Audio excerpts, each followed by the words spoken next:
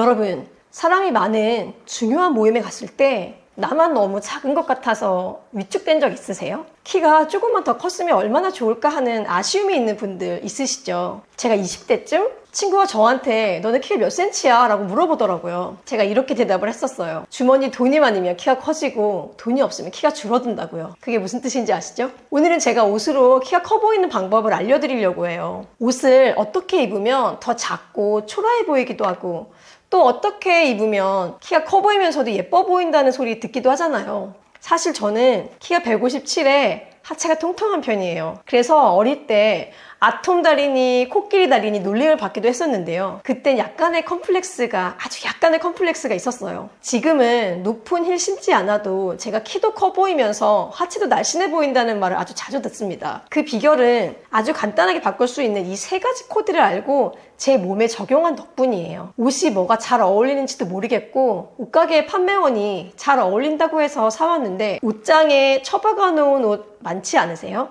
쇼핑몰에서 모델들이 입은 건 다 예뻐 보이는 것 같은데 막상 사서 입어보면 어색하기도 하고 키도 더 작아 보이는 느낌이 들기도 하잖아요. 지금 이 영상을 보시는 분들도 아마 저와 비슷한 분들 계실 거예요. 지금은 작고 하체 비만인 제가 옷 잘 입는 사람들의 스타일링을 많이 보면서 이 세 가지 기준을 알고 저를 바꿨습니다. 지금부터 키가 커 보이게 만드는 세 가지 간단한 코드 방법을 제가 알려드릴게요. 장담컨대 여러분이 이 세 가지만 바꾸셔도 비율이 완전히 달라 보여서 키가 커 보이실 겁니다.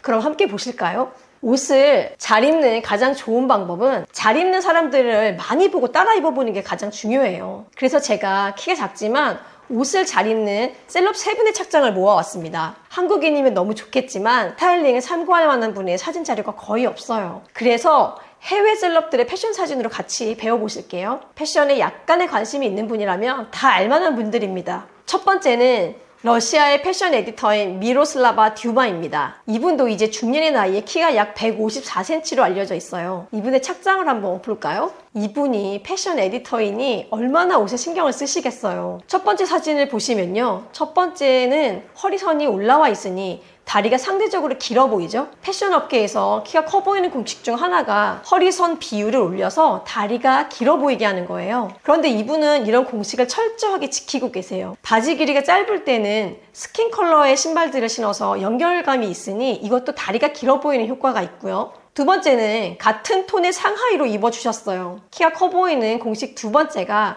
컬러를 하나로 통일하는 거예요. 이분도 전부 같은 톤으로 통일해서 입으셨죠? 사실 이 영상은 제가 코디를 참고하기 위해 만든 영상이에요. 두고두고 보면서 따라하려고요. 이번 사진들을 보고 느낀 점이 있으실까요? 맞아요. 바로 바지 길이를 신발까지 연장한 거예요. 키가 커 보이는 공식 세 번째가 바로 이거거든요. 발끝까지 다리처럼 보이게 신발과 바지 길이를 연결하라는 거예요. 그럼 힐을 못 신는 저희 연령대는 어떻게 해야 될까요? 이렇게 스니커즈나 플랫슈즈를 신어주는 것도 괜찮습니다. 이 사진들을 한번 보세요. 볼 때 시선이 어디로 가세요? 네, 맞아요. 시선이 상체에 머무르게 되죠. 이분이 정말 잘하는 스타일링 중 하나가 바로 이건데요. 상의에 시선이 머물도록 상의 부분이 화려한 옷을 입거나 목걸이나 귀걸이 같은 화려한 액세서리로 힘을 팍팍 주는 그런 스타일링을 잘하시는 분입니다. 두 번째 모실 분은 낮은 신발을 주로 신는 올슨 자매를 소개해 볼게요. 나이는 이분들도 이제는 중년의 나이에 키가 약 155cm에서 157cm로 알려져 있습니다. 저랑 똑같은 키예요. 이분들의 착장을 한번 볼까요? 이분들은 주로 낮은 로퍼나 플랫슈즈를 즐겨 신지만 같은 톤의 상하의로 입어주셨기 때문에 그리 작아 보이지 않아요. 머플러나 스카프를 길게 늘어뜨리는 것도 시각적으로 커 보이는 역할을 하는데요. 사실 이분들은 귀찮아서 목에 두르지 않고 그냥 늘어뜨린 걸 수도 있어요. 가방 사이즈는 어떤 것 같으세요? 키가 작은 분들에게는 가방 사이즈가 큰 것보다는 작은 게 더 잘 어울린다고 얘기하는 분도 계시지만 제가 생각할 때 이 얘기는 반은 맞고 반은 틀린 것 같아요. 스타일링에 따라서 많이 달라지는 것 같지 않으세요?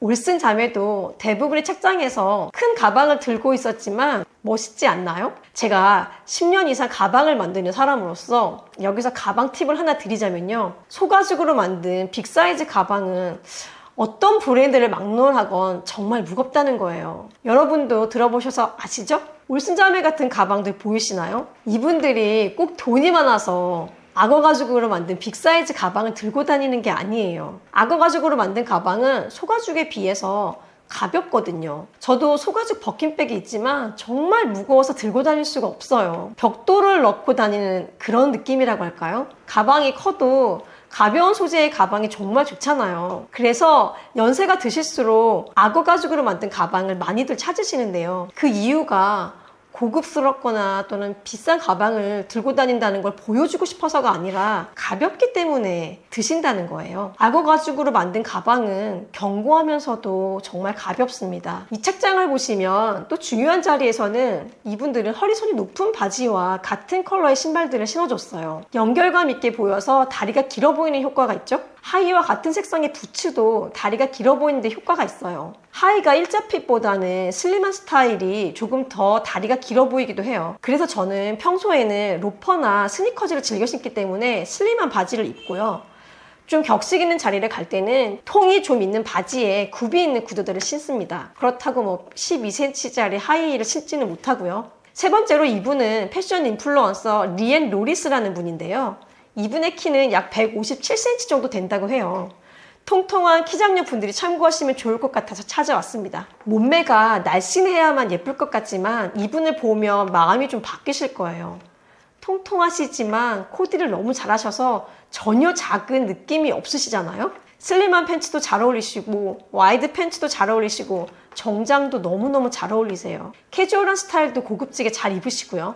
이렇게 키가 크신 분 옆에 있을 때만 상대적으로 작아 보이잖아요. 아, 정말 너무 이분은 멋지게 입으시는 것 같아요.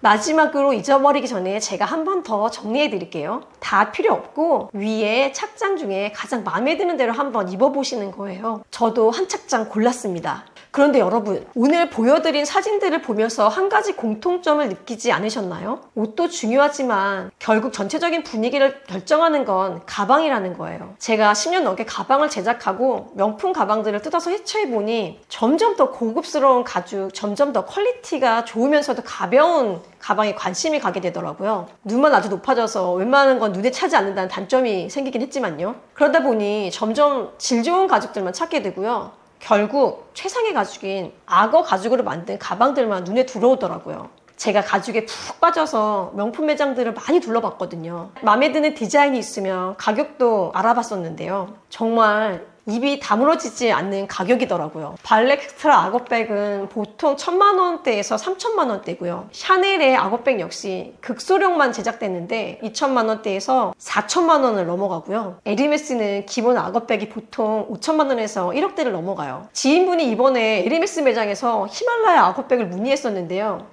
1억 3천만 원이라고 하더라고요. 하지만 구매는 불가능해요. 여러분, 에르메스 악어 버킨백 중에서 가장 비싼 가방이 얼마인 줄 아세요? 네, 2019년도에 5억 이상에 팔렸다고 해요. 히말라야 악어 버킨백은 18캐럿 화이트 골드 하드웨어와 200개 이상의 다이아몬드가 박혀 있다고 해요. 거의 예술품이라고 해도 과언이 아닌 것 같아요. 이렇게 가격이 어마어마한데도 그래도 사고 싶어 하는 사람들이 있다는 게 정말 신기하더라고요. 이렇게 탐나는 예술작품을 제가 살 수는 없으니 직접 만들어보자 싶어서 명품에서 쓰는 최고급 악어 가죽을 찾아서 바로 만들기 시작했어요. 뭘 만들던 재료가 좋아야 정말 고급스러워 보이잖아요. 제가 그 고급스러운 가죽으로 궁금하고 갖고 싶었던 가방들을 만들어보기 시작했습니다. 캘리백도 만들어보고 버킨백도 만들어보고 린드백도 제작해봤어요. 제가 만들어서 들고 다니다 보니 어떤 가방은 핸들이 너무 짧고 또 어떤 가방은 사이즈가 애매하고 또 어떤 가방은 잠금 장식이 너무 불편해서 사용하기가 너무 불편하더라고요. 저는 사용하면서 불편한 점들을 수정하고 개선하는 걸 좋아하거든요. 제가 수정해서 들고 다니니까 지인분들이 가방이 너무 예쁘다면서 하나씩 주문해 주시더라고요. 이 가방은 핸들이 너무 짧아서 불편하다며 핸들을 어깨에 멜 수 있게 해달라고 주문해 주셨던 가방이에요.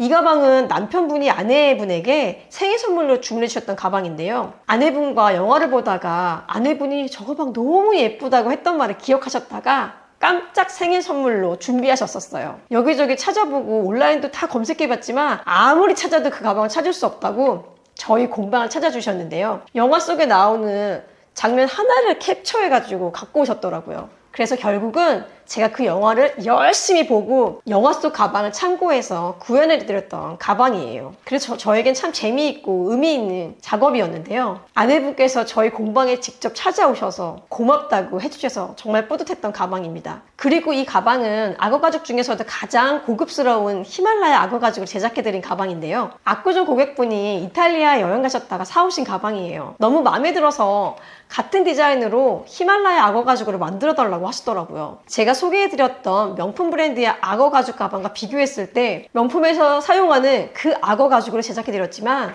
고객님만의 취향에 맞게 고객님께서 원하시는 대로 가방을 만들어 드리고 있어요. 평생 사용할 수 있는 나만의 가방을 찾고 계셨다면 고정 댓글을 확인해 보세요.